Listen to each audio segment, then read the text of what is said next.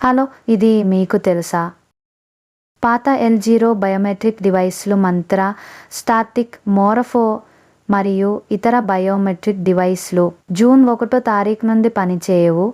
NPCI national payments corporation of India government సంస్థ మరియు UIDAI కలిపి తీసుకున్న నిర్ణయం పాత L0 బయోమెట్రిక్ డివైసులు ద్వారా APS మరియు ఇతర KYC మరియు ఆథెంటికేషన్ సర్వీసులు జూన్ 1 తారీఖు నుంచి పనిచేయవు.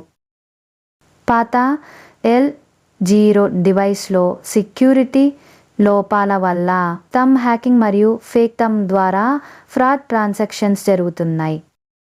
వీటిని నివారించడానికి గవర్నమెంట్ జూన్ 1 తారీఖు నుండి L1 బాధ్యత కలిగిన డివైస్లు ఉపయోగించడం తప్పనిసరి చేసింది. ఇదే మాట నాకు సంవత్సరం నుంచి చెప్తున్నారు. ఆ డివైస్లో ఆగింది లేదు, మేము సర్వీస్ ఆపింది లేదు, డివైస్లు కూడా మంచిగా పనిచేస్తున్నాయి. నాకు ఇదే మాట 2-3 సార్లు చెప్పారు.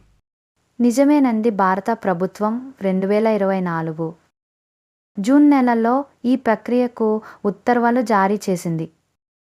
కానీ ఈ పాత బయోమెట్రిక్ డివైస్లు ఉపయోగిస్తున్న వాళ్ళ సంఖ్య దృష్ట్యా గడువును పెంచుతూ వచ్చింది.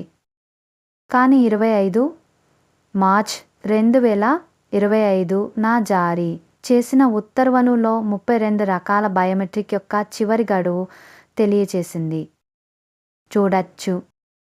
మోరఫో సెక్యూజన్ ఎవోల్యూట్కు సంబంధించి L0 బయోమెట్రిక్ పరికరాలు 1 మే 2025 నుంచి అంటే ముందుగానే నిలిపివేయడం జరిగింది. ఇప్పుడు మనలో చాలా ఎక్కువ మంది వాడుతున్న మంత్ర మరియు స్టాటిక్ L0 డివైస్లు జూన్ 1 తారీఖు నుండి పనిచేయవు అని తెలియచేశారు. సో గడువు చివరి తేదీ 30 తారీఖు మే 2025 లోపు L1 సెక్యూరిటీ కలిగిన బయోమెట్రిక్ డివైస్లను సమకూర్చుకోండి. మీరు వాడుతున్న సర్వీస్ ఎటువంటి ఆటంకం లేకుండా కొనసాగించండి.